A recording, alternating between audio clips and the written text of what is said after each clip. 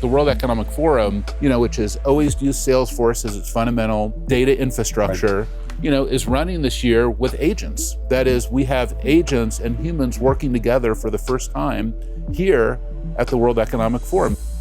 Salesforce CEO Marc Benioff at the World Economic Forum in Davos, Switzerland, highlighting how the company is powering a groundbreaking shift in tech. He shares his thoughts on the future of AI. It's extremely important that OpenAI gets to other platforms quickly because Microsoft is building their own AI, and I don't think that Microsoft will use OpenAI in the future. They'll have their own frontier models. And Benioff on the political landscape and how business leaders should adapt. I think you have to find your way with Donald Trump on the things that he cares about. And one of the things that he cares about is actually things like trees, oceans, air. If you listen to what he says and you focus on those things, you can make a lot of progress. Plus, what's next for Salesforce? Our software this is why we're now the second largest software company in the world. Our software is excellent. We can help automate these companies. We help them connect with their customers in a whole new way. I'm CNBC producer Katie Kramer. Squawk Pod reports Salesforce CEO Marc Benioff begins right now.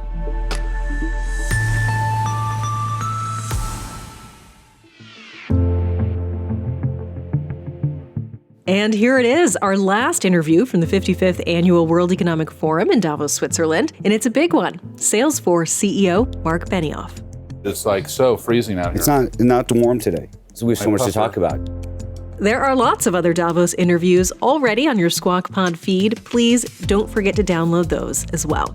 This conversation, like some of those others, covered news that broke in Washington, far from the Swiss Alps at the beginning of the week. The White House's announcement of Stargate, a $100 billion, potentially $500 billion joint venture with Oracle, run by Larry Ellison, SoftBank, run by Masa Son, and OpenAI, run by Sam Altman. There are other partners too, like tech powerhouse NVIDIA, but just those three, the men behind Oracle, SoftBank, and OpenAI, were at the White House lectern with President Donald Trump for the announcement. It's my honor to welcome three of the world's leading technology CEOs.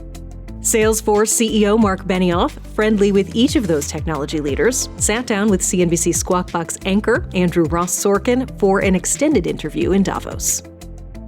Marc Benioff, thank you for being here.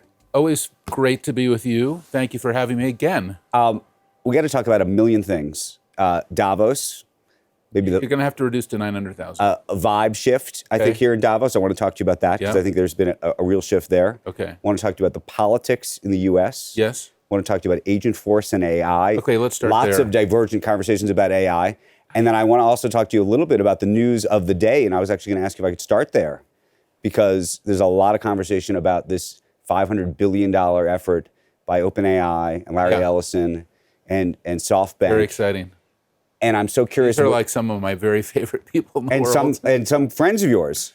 So I was going to ask you what you make of all of this. It's amazing. I mean, these are people who have made our whole industry. When you look at Masa Son or you look at Larry Ellison, and I think Larry Ellison is my mentor, so I have spoken to him about his vision for how to cure cancer with AI, and he rolled it out yesterday at the White House. I'm extremely proud of him. Do you think it's actually going to happen? The reason I asked is I don't know if you saw, but Elon Musk has been subtweeting that they don't have the money to do it. I can just tell you, well, don't, it's kind of funny. I would always say, don't short Larry Ellison and don't short Elon Musk. These are, and by the way, they're two very good friends of each other. But Larry has a vision for the future of healthcare. And that's also why he bought Cerner. That's why he's been focused on these incredible Ellison Institutes in Los Angeles and in Oxford, England. And they have a vision that they're going to kind of use the technology that kind of was pioneered at Grail, where you get a blood test so you can see what's going on in your blood, but then use AI and then build therapeutics for each individual based on it. It's incredible. Do you think this is going to impact perhaps your biggest competitor, Microsoft, in that OpenAI was exclusive to Azure and now they're going to be on other platforms? Does that matter to a company like yours? I think it's extremely important that OpenAI gets to other platforms quickly because Microsoft is building their own AI, and I don't think that Microsoft will use OpenAI in the future. They'll have their own frontier models. They've said it very clearly that it's too expensive and too hard for them and that they want to have their own. That's why they hired Mustafa Suleyman, and Mustafa Suleyman and Sam Altman are not best friends. So you think this is the beginning of the fissure? Like you're actually, this may be the moment. I think that happened actually quite a while ago. You think it happened a while ago, but in terms of... It actually happened a year ago here in Davos, where Sam and Mustafa were both on panels together and were, not getting along well, persona non grata. One last related question. Were you surprised at the deal insofar as you had Sam Altman standing behind the presidential podium? He, of course, is the great nemesis of Donald Trump's great friend, Elon Musk, your great friend. This is a moment where we all have to regain our beginner's mind, a phrase that I, cherish myself when I started my meditation this morning, this Japanese idea, shoshin, regain your beginner's mind. I think with this political administration, we're all going to need to regain our beginner's mind and see how things are going to play out. So how's that been for you, though? I'm curious, actually, as somebody who's been a Democrat for many years. You have this election. You're seeing it all play out in front of you. Yeah, What do you think? I've actually never been a Democrat. I was a Republican for many years. I was in the Bush administration, and then I became an independent after that. And look, I have said I'm not a Republican or a Democrat. I've worked now with 5 or 6 different presidents. I can work with anyone. That is how I roll. That's important to me. I'll do whatever I can to support the administration, and I will, root for the United States of America. I'm an American. What do you make that's my number one? What do you make of big most tech important going thing. to Washington, though, right now? That is a moment. I think when you look at those No, it is a shots moment. What do you think of I that? don't think that When you I've see ever that? seen some of those images with everybody together. These aren't best friends who are all gathered together. It looks like they're having a party together. They're all actually, very serious competitors. But there's some this is people very serious. There's some people who are very excited about that. Yeah. And then there are other people who say that they're bending. They're bending at the knee. No. Number one. How do you see it? Number one, the United States of America has a tremendous lead in artificial intelligence and in technology. The vast majority of the frontier models, the AI, the research that's come out of our universities, and you're seeing that manifest into our tech companies.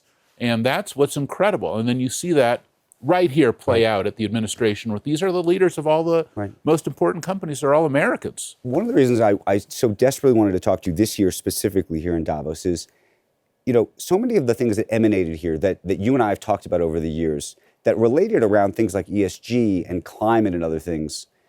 I think it's fair to say that Davos man is under attack, meaning those ideas, the vibe shift is different. Well, first of all, I don't agree. So number one, obviously, Donald Trump and Klaus Schwab, who's the head of the World Economic Forum, are very close friends. Klaus Schwab and Donald Trump, they have a lot of time for each other. Right. And you're going to see Donald Trump here at this conference virtually, and I'm sure you're going to see him here next year physically. And he was here when he was president, 4 years ago, 5 years ago. And I think that, you probably remember that I worked very hard on the Trillion Tree Initiative. It's an idea that I had. Well. I brought it announced it here with Donald Trump. I launched it here. And I think you have to find your way with Donald Trump on the things that he cares about. And one of the things that he cares about is actually things like trees, oceans, air. If you listen to what he says and you focus on those things, you can make a lot of progress. And I hope, for example, that we can make a lot of progress in the oceans. This is really on my mind. We need to get the plastics out of the oceans. We need to address some of the things going on in the ocean, overfishing, the coral issues, especially. We look at what's happened in the last 6 months with coral bleaching. These are moments where, hey, I'd love it if the Trump administration came in, because the Biden administration didn't focus on the oceans at all. It was actually something that I was very disappointed in. Let's talk AI, because that's the topic du jour here if we're not talking about Washington these days. And I'm curious where you think we are. Now we're finally talking about something important. Here we are. I saw Dario Modi yesterday from Anthropic. And the timeline with which he's now talking about, something close to AGI is much shorter than I would have imagined, 2, 3, 4 years out, at a time where you've been making comments that, Microsoft's version of, OpenAI is like Clippy. Yeah. And so I'm trying to have these two ideas in my head that we're 2 or 3 years away from having to reshape society, and you saying that the thing doesn't even work. Yeah, well, we already know Copilot has failed. you can see it has no adoption. It's just repackaged ChatGPT. But that's not true. Sure, you can talk to Gartner. You can read, these analyst reports. It's not what AI was meant to be. What AI is meant to be is what we were just talking about. The World Economic Forum, which is always use Salesforce as its fundamental data infrastructure, is running this year with agents. That is, we have agents and humans working together for the first time here at the World Economic Forum, and that's incredible. It's just making everybody's lives so much easier. So I have a digital agent that I'm working with. We just went through it on my phone, and I'm able to work with it, talk to it. It knows what sessions I'm interested in, knows who I'm friends with, and I'm having a much better experience here at Davos. And that is what AI was meant to be. So when we hear people talking about large language models and $500 billion investments and all of that, how are we supposed to think about what all of that versus what you're doing with Agentforce? What we should be seeing is that every company is going to become agent first. Agent first, like America first, agent first. Like America first, agent first. So I'll give you an example. Well, the World Economic Forum is now agent first. When you're here, you're working with the app. The app is an agent, right? And the agent is helping to guide you through the conference. If you go to the help for my company, help.salesforce.com, you'll see we have an agentic layer now on our customer support. So we get 36,000 customer support calls every single week. If you looked at it a month ago before we did this, 10,000 of those calls had to go to our human agents. We have 9,000 support agents. Now only 5,000 are going to the human agent. Now the AI is not 100% perfect. It has about 95% accuracy. But this is an amazing moment where those agents then and those humans come together to resolve those customer support issues. And our large customers who are here who are deploying this, like I was with Dave McKay yesterday, is the CEO of Royal Bank of Canada. They've deployed our agent technology in their wealth management. So they have the ability to augment, they have an unlimited workforce in their wealth management to sell and service and market all their wealth management products. That's very exciting. That's what AI was meant to do. So, but I think one of the big questions is you do see massive investments. I mean, these numbers are staggering. Microsoft's going to spend $80 billion. Incredible. And you're saying, they're incredible. You're saying you don't have to do that. Yeah. And I think that that's very hard for people to comprehend. Well, 2 out of the top 5 models are Salesforce models. We have the highest accuracy AI. We're delivering agents at scale to all of our customers. And we're riding on everybody else's investments. So, look, I think the infrastructure game is an incredible game. It's not a game that I want to play, but we work with the Amazons and the Googles and other companies too, and we can ride on their infrastructure and these investments with our software. Our software this is why we're now the second largest software company in the world. Our software is excellent. We can help automate these companies. We help them connect with their customers in a whole new way. And they're all going to have to go agent first. This is a moment of transformation in our industry that I've been waiting for. And look, you've known me a long time. I've never been this excited about our industry. And I'll tell you why. It's very simple. For the last 25 years at Salesforce, and before that I was 13 years at Oracle, as you know, I was just about one thing, helping companies manage their information. Now we're making this transformation to digital labor. We are a digital labor provider.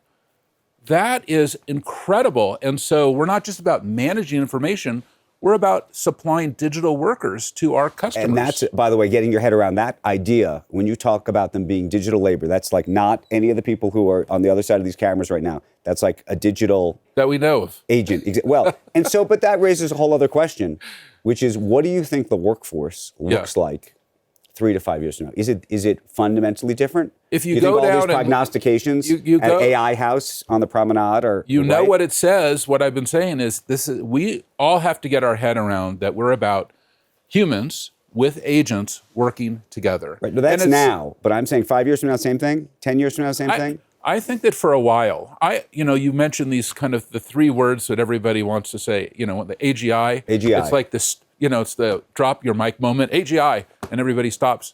I am not as focused on AGI. I'm focused on helping companies and customers connect. And if AGI helps us do that one day in the faraway future, fantastic. But right now, the AI is very good. It's not perfect, right? You've used these products. You're on them. You hit these limits. How much of the code that you're writing these days and your team is writing Yeah. is being written by humans versus digital labor, as you just described them. This is the first year in the history of Salesforce after 25 years, I will not hire any net new software engineers. Not one new. Not one. And the reason why is it's not because I'm not going to write a huge amount of new products. It's because our software engineers are incredibly productive. They are by 30 to 50% more productive than they were 18 months ago. So this technology, the agent technology again, is making our engineers more productive, our support engineers more productive, our salespeople more productive, our marketers more productive. That is the promise, the opportunity to redefine our companies, to augment our employees, to create more efficiency, to create better KPIs. This is what we want AI to do. For those folks who are hearing that, I'm sure there are shareholders who are saying, wow, that's exciting. And by the way, if it goes at that trajectory, maybe next year, instead of not hiring anybody new, you might actually not need even less people. You might actually cut people. I'm sure if you're on the labor side of the universe, you're thinking, oh my goodness, what am I supposed to do? Well, you probably know we've added 1,000 basis points to our margin in the last 24 months. This is one of the reasons we've been able to grow. We're going to do, in our last guidance that we gave, I think it was about $38 billion in revenue this year and $12.9 billion in cash flow. Our fiscal year ends, at the end of this month. So this is guidance we've already given. Wow. These are pretty big, exciting numbers, and a lot of it has to do with we're deploying our own technology inside Salesforce. We're customer zero. That's in everything that we're doing. This is a moment where every company can get to another level in their margins and their revenues and in their workforce and in their employee capabilities if they're doing this. I mean, see I'm wearing this cool vest from Gucci. Very cool. I went to Florence. Yeah. I went to their call center. They have a cool call center there. We put AI. He's wearing a client, folks. He's wearing, okay, that's good. I know. Yeah. We went to their call center. We put the AI in the call center. We took support engineers. We gave them the ability to become salespeople. Their revenue went up in this call center 30% because people can do more with the right tools. This is the promise of AI. This is what we want. We want people to be able to do more. By the way, it's kind of like when you go to see your doctor now or you get your labs, don't you immediately put it into one of these, tools like Gemini or ChatGPT or U.com or one of these things? And then you're using the AI in partnership. You're asking questions. And you're augmenting yourself is another way to look at it, right? You're learning things and growing your own capabilities. That's what should be happening in the office as well. Two broader questions just about the business. One is, you have made some great acquisitions over the year, famously Slack, and that was the biggest. In this new a great one, by the way. It's on its way to $3 billion in revenue. It's incredible what's happened. In this new regulatory environment, which is supposed to be much more open for business than the Lena Khan version, do you look and see there are things that you would like to add to what Salesforce is today? Well, we just did an amazing deal where we bought the OWN company for $2 billion. So that's our last acquisition we did. And you're right, we've done 60 acquisitions. And when I look at our product line, we do sales, we do service, we do field service, we do marketing, we do commerce, we do analytics, we bought Tableau, we have Slacks, but we've rewritten them all now and put them into this one common application layer, built a data cloud on it, and built this agentic layer on top of it and integrated, but it's just one piece of code now. So that idea that we're going to add or buy something new, well, we're always looking for those things, but right now our product line is so rich and full and so competitive. You really have to have an incredible value proposition to get me excited about buying something. And then real quick, just go around the world with me, really, if you could, in terms of the confidence that you're seeing. You talk to CEOs here yes, who are hopefully buying your product. I hope so too. And you have a better sense, I think, than most, just about how much money companies plan to spend, CapEx and otherwise, on SaaS services and more. What does it feel like right now? Yeah, there's no question that we've gone through so many phases in the last 5 years, because it was 5 years ago when you and I were sitting here, and I was at this Goals House, which is one of these buildings, up on the hill. We were at some party, and I'm getting ready to get in my car to leave, and it's been a long day and a long night, and somebody comes running out from the World Health Organization, and they're like, "Mr. Benioff, you need to realize a pandemic is about to start." And I had kind of understood that because I had family members who had been tracking it, and they were like filling our, closets with Cheerios. But they were right. But if you think about from the last 5 years to today, a lot has happened in the world. We've gone through a pandemic. We resolved the pandemic. The economy has kind of gone through the various tribulations based on that. We're in a new normal now. And this is exciting. I think we've recovered from all of that. Now we have a technology wave. This is a moment where every company has to transform, to grow, to get to the next level. And AI is going to let them do that, but really every company is going to become agent first. But in terms of spending, though, are you feeling certain areas, certain pockets of the world, the globe, are stronger than others? Other places where you're like, maybe it's actually not as strong as people think? I think that for every CEO that I've spoken to here, on their mind is how are they using what has happened in the last 5 years to transform their company and get to the next level. Last night I had dinner with a CEO of a French company, great company, very close customer of ours, and I just kind of mapped out, this is what your future can now be. It's a mind blower, what's possible today. And I think that when CEOs get that vision of the future, they realize they can all go to an incredible new level. And that's why I'm so excited to be here. And that's why I'm so excited about Salesforce. And what's going to happen to our beloved Time magazine? And that's why I'm so excited about Time magazine. You probably know we had our Person of the Year. You probably know Donald Trump.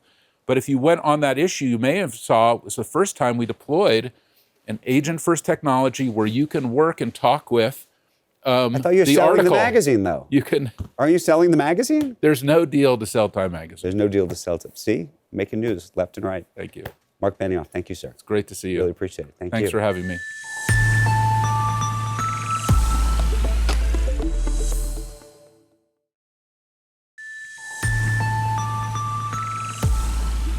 Thank you for listening to this special Squawk Pod Reports. Squawk Box is hosted by Joe Kernan, Becky Quick, and Andrew Ross Sorkin. This podcast, Squawk Pod, is produced by me, Katie Kramer, Cameron Costa, and Caroline Rohodas. John Lazration is our editor. Thank you for listening. As always, have a great day.